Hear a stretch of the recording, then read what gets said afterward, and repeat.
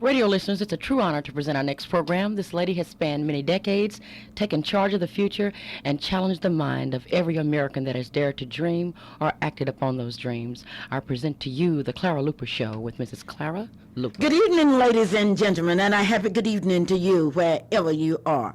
This is a Clara Luper radio show, and today's show is being brought to you by your Allstate insurance agent, Marilyn Hildred. Marilyn says thanks because you have given her the opportunity to become the number one Allstate agent in her territory. Next week, she will be in her office. The telephone number is 755-7252. Last week, Marilyn represented you as the chairperson of the Allstate Foundation in Kansas City, Missouri. She has some good news for those of you that file for grants, and I know you will be contacting her. But she has her everlasting thanks to those of you that cared enough to let her look at your home insurance, your life insurance, yes, name it, your automobile insurance.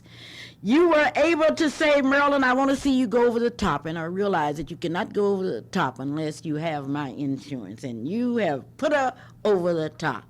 Today's program will be a very controversial program, and I will deal with some issues today, and naturally, as an individual, I cannot stand on the side of the fence and say, I've got to have time. I know where I stand on issues.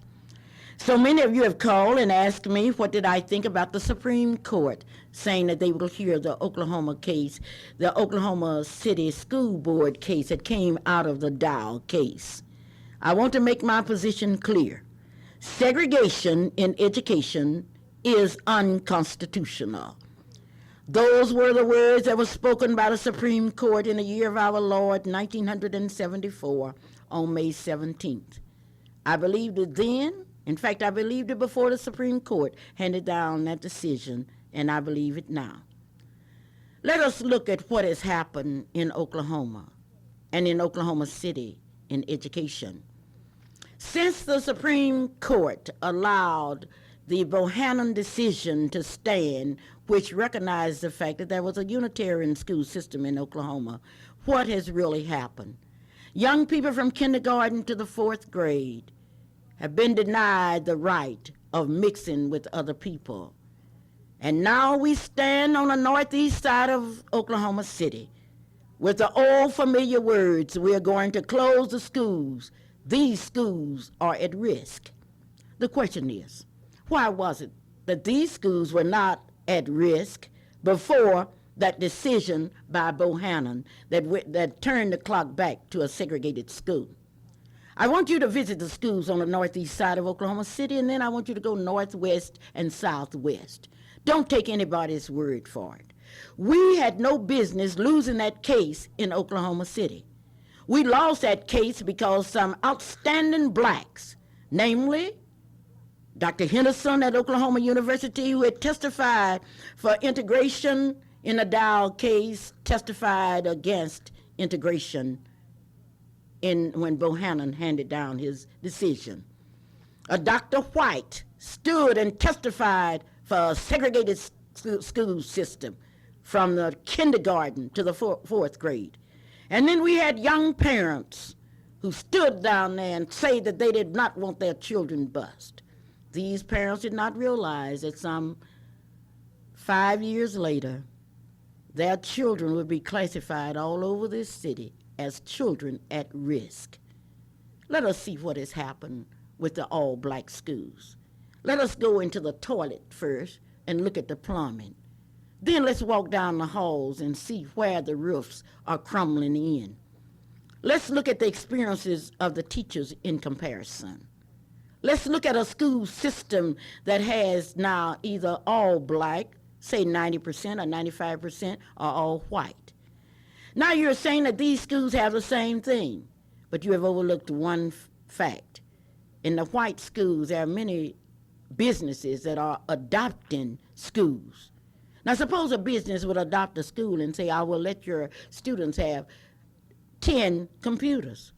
How would that compare with a school on the northeast side of Oklahoma City where the parents are not economically able to do it? Now, a lot of you complained about busing. Where were you from the year of 1907 to 1955 when there was no busing? When there were no busing as we knew it during the Bohannon decision, the first one. The blacks that stayed in West Town had to bus sometime by walking to the east side. When did black people get so concerned about buses? It was not the bus, it was us. And if you can remember on this radio station, I warn you, I say then that I did not believe that the minister that represented us on the Board of Education and two housewives could write the policies for this school district. Now you are saying to me that they won in the Bohannon case, and I'm saying to you that we won in the Circuit Court of Appeals, and now 9 men, 8 men really, and 1 woman will stand and hand to us a decision to say to us whether integration in education is right or wrong. Those 9 people could say to us that we must have an integrated system because we live in an integrated world. Those 9 people can tell us that we must go back to a segregated school system. And I would call upon the people in this community to look at look at yourselves, see where we are. Do you like the reports of the test scores? Let me give you some secrets. When I was at John Marshall High School, my principal, Mrs. Thomas, made a report on the test scores. In this report, she told us how many blacks did not pass the test. I was not up to standard. She told us about others, and I asked her a question. I said, have you separated the Hispanic, the Japanese, the Vietnamese math and science students from the white students' score? She dismissed faculty meeting. I'm trying to tell you people that when you look at the scores in Oklahoma City, when you look at these high scores, I want you to realize that all other people except blacks are counted in those scores. I would like to further tell you that this year, and this is a disgrace, because when a school system gets to the point that everything is measured by grades, then they are falling into the trap of history. Let us look at the trap of history. Adolf Hitler and his Germany. Those students were able to make the highest scores that you can imagine. They became the great scientists and all. They learned enough to kill 6 million Jews without even looking back. Let's look at people that have flunked tests. Winston Churchill flunked out and became the greatest prime minister that Great Britain has ever known. Einstein flunked, came up with the theory that led to the atomic bomb. Let's look at John Kennedy's grades, not in the top 10% of his class, but just an average person. I am saying to you, don't get hooked up on grades. And it would be a tragedy if our teachers would spend all of the time teaching our students to pass tests without teaching them to live in a real world. Our emphasis then should be on developing citizens to their fullest potentials, realizing that we are moving toward the 21st century very rapidly, a century in which we must know how to live with people of all races, creeds, colors, a century where we must learn how to speak different languages. Clara Luper reporting, KBYE Radio in Oklahoma City, Oklahoma. Last week, this time, we were in Albuquerque, New Mexico. And I would certainly like to thank Calvin, Onita, and others that helped to make our show an outstanding show. While we were there, and this is great news for us, we had the opportunity to bring up an issue that's very close to my heart. And that is the segregated patterns of foster care in my city.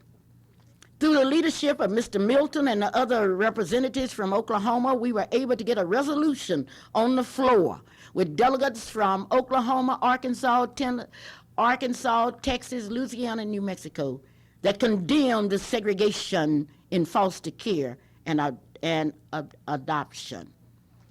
Now, many of you have called me and you say, Clara, what makes you so angry about this? In the first place, if segregation is wrong in education, If it's wrong in transportation, if it's wrong in employment, then it must be wrong in foster home care. Now, in Oklahoma City, listen at the black social workers, and Mr. Richard Dockeray called them non-child-bearing Cornish hens. These social workers will tell you that it would be better to put a black child in a black home and a white child in a white home. But what they didn't tell you, that the people that are in foster care are not in there just to see homes. They are in there as a matter of making money. And the question boils down to who will be making the money in Oklahoma City and in Oklahoma. I can tell you who's making the money. The white foster homes are making the money. Because if that policy is true, that means that for every 10th child, that child will go in a black home. Now, my argument is very simple.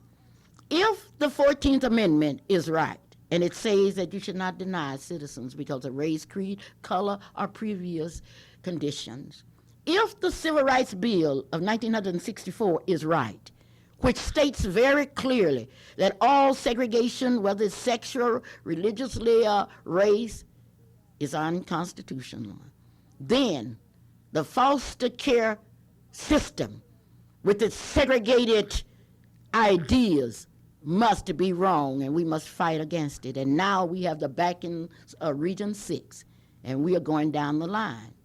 Now, the black social workers would tell us how good foster homes and how we need black homes, but we are making a study of the black social workers in Oklahoma City. Many of them live in beautiful homes alone without any foster care. Then if that philosophy is right, then why is it that they do not have any foster children?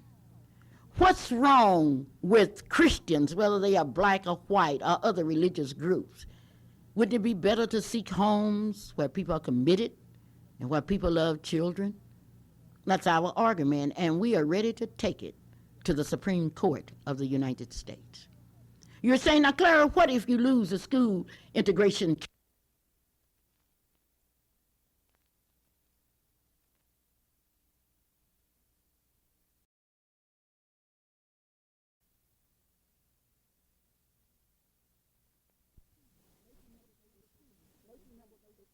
1882, the United States Supreme Court ruled that that law was unconstitutional.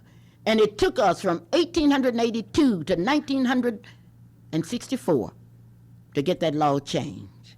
So if we should lose, I'm saying to you, America, I'm saying to you, my black brothers and my white brothers, that if we lose, we will be back because we know that we are right. Clara Luper reporting from KBYE Radio in Oklahoma City. This program is being made possible by Dr. Dow, your optometrist. Dr. Dow's office is located 900 block on Northeast 8th Street here in Oklahoma City. And you can call and get you an appointment with Dr. Dow, knowing that he will take care of your eyes. One thing about the doctor, he's well qualified, well trained, and certainly he has made a contribution to this community. Now, don't forget Dr. A.L. Dow, your optometrist.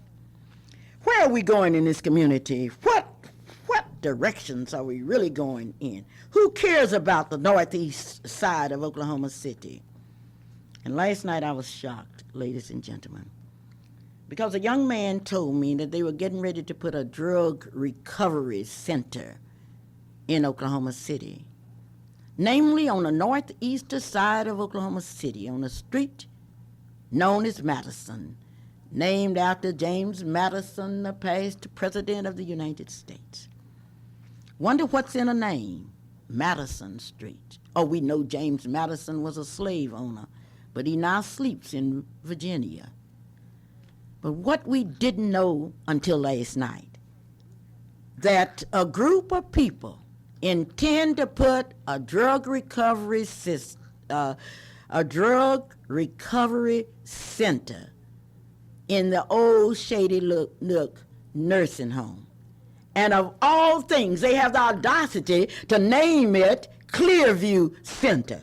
And when I found out they were name it Clearview Center, I said, these people don't understand history. They do not understand what Clearview means to the people in Oklahoma. Now let me tell you about Clearview. Clearview is a small town that's located in the heart of Okfuskee County. In 1903, a group of brave, courageous people came to a little plot of land in Indian Territory, and there they decided that would be their home. In 1904, Clearview had its first post office. Oh, how proud those people were of their post office. In 1911, a young man by the name of J.H. Thompson, with a dream of making Clearview an outstanding little town, came to town, established a drugstore. They had a gin there. They established a Baptist college. They had a home there for orphans. They had a literary society that was established by a professor there. And they trained young people how to recite, how to sing, and how to debate. In 1911, a newspaper appeared in Clearview, Oklahoma, known as the Clearview Patriot newspaper. And in 1930, there were 5 churches in Clearview, 2 hotels. There was a brick plant in Clearview. There was a gas station, and there were several night taverns. And a few years later, Mr. Romeo Alfred established a rodeo in Clearview, Oklahoma. And today that stands as one of the outstanding rodeos in America, known as Clearview's annual rodeo.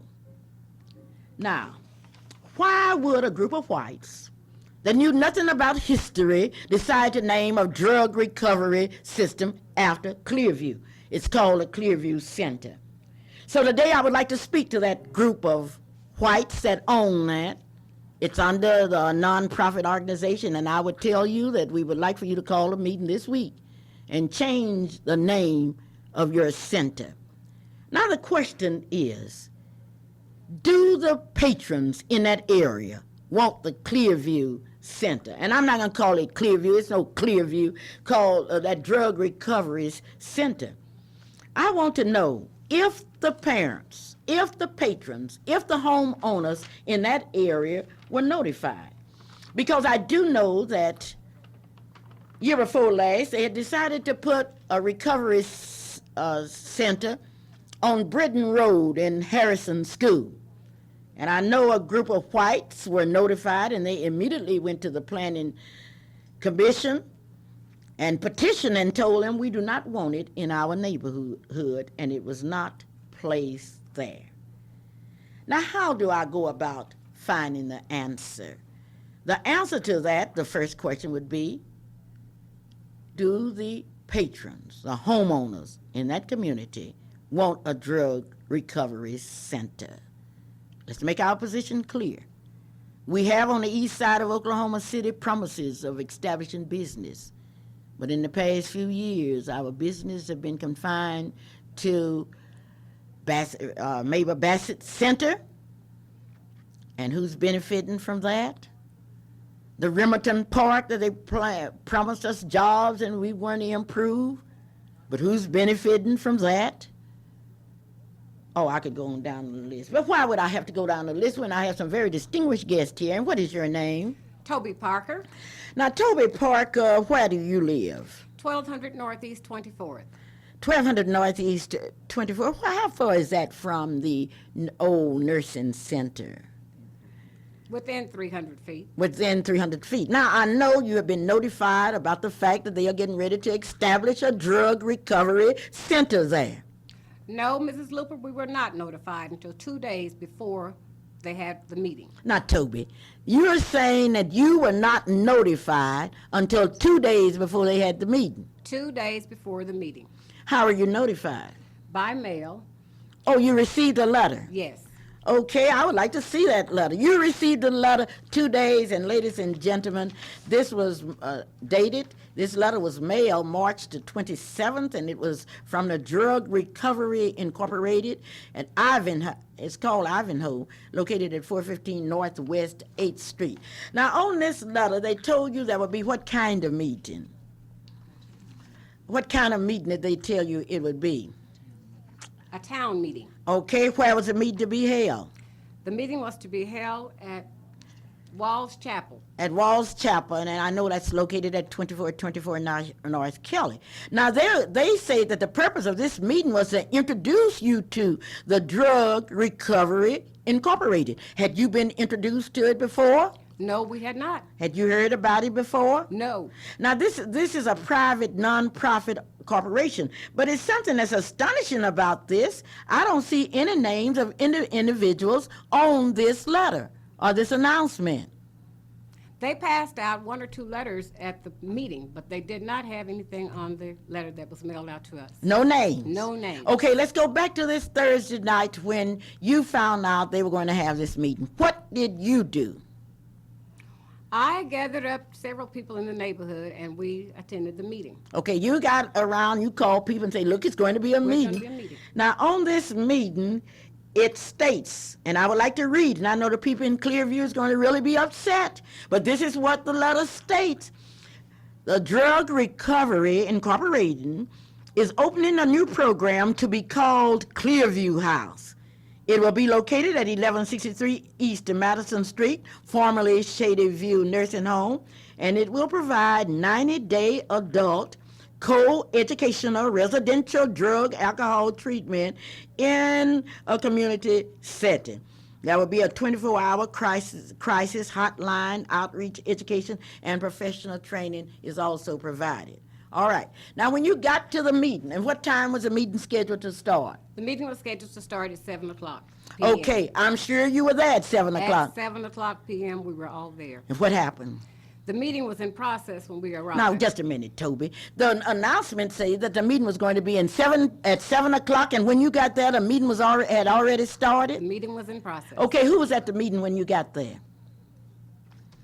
About how many people was at the meeting when you got there? Approximately 25 And those were people from your neighborhood from our neighborhood. that was at the meeting when you got At there? the meeting when I got there. Okay, now there were other people that were already conducting the meeting, right? These people were conducting the meeting, were in front. Okay, now tell me exactly what happened at this meeting. Tell me exactly what happened at this meeting. Okay.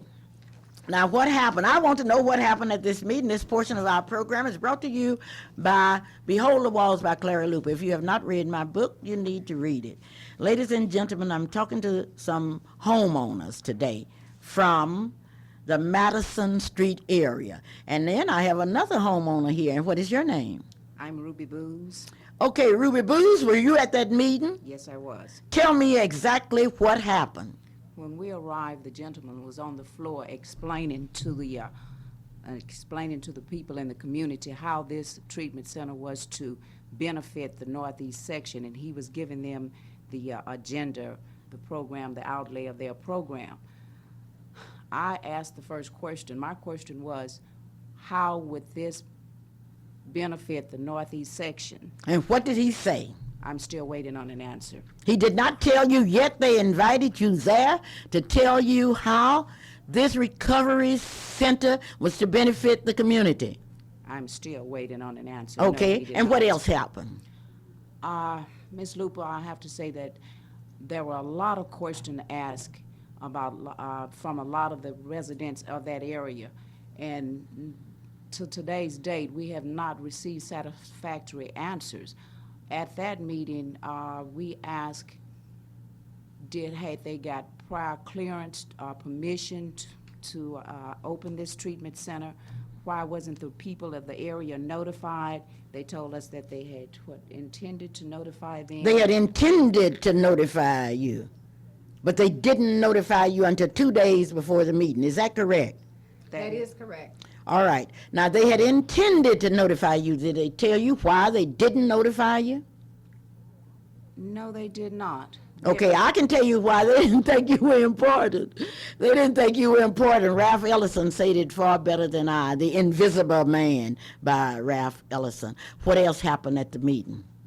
We asked if Gory James had been, our councilman, had been informed or if he had prior knowledge to them petitioning to open up this treatment center, and they told us yes. Just a minute now. You're taking me in a little phase. I understand that Reverend Gory James is your representative, your city councilman. Is that correct? That's correct. And those people that were putting the drug recovery center there told you that he had previous knowledge of this? Yes. Then I'm sure you asked Reverend James, your councilman, why didn't he notify you? Did you do that? We asked where was he, because at that particular time he was not at the meeting. And they told you that Councilman James knew about the recovery center. Yes. Okay, what happened? Well, the meeting, there were so many questions being asked that I would say 15 minutes after we had gotten there and questions were being asked and we were not getting sufficient answers, Councilman James did come into the meeting. Oh, great. I'm so happy that Councilman James came in, and I'm sure at this meeting, I'd like for Mrs. Broom to tell me exactly what happened when Councilman James got to that meeting. All of the years, black people have dreamed of having somebody that could express their wishes, their dreams, and their aspirations. And we are now at a meeting at the Walls Chapel Church, located at 2424 North Kelly. There are a group of people from the drug recovery there explaining to the people why this drug recovery center will be good for that community. And they told the people that the councilman understood, and I know Mrs. Broom was there. Mrs. Broom, would you state your name and let everybody know what Broom this is? My name is Catherine Broom. Now, Mrs. Broom, were you at the meeting? Yes, I was. Okay, I know you were proud when your councilman walked in. Yes, I was. Tell me what happened. Well, when he walked in, we began to ask questions. Oh, you began to ask questions? Yes. Like what? What kind of question did you ask your councilman? I asked him why that we wasn't notified about this this meeting that they had. What did he say? Well, he said that he couldn't get in touch with all of these people. He didn't know how to get in touch with us. So then I asked him how did he get in touch with us when he got ready to be elected. He contacted everybody in that community. What did he say? He smiled, he laughed, he couldn't say anything. Oh, he laughed at He you. laughed, right. And what happened then?